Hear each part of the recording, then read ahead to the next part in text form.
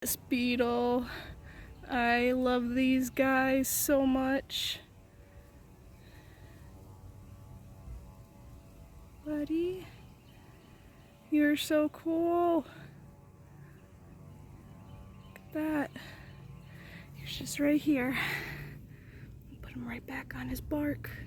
Go on, buddy. That's it.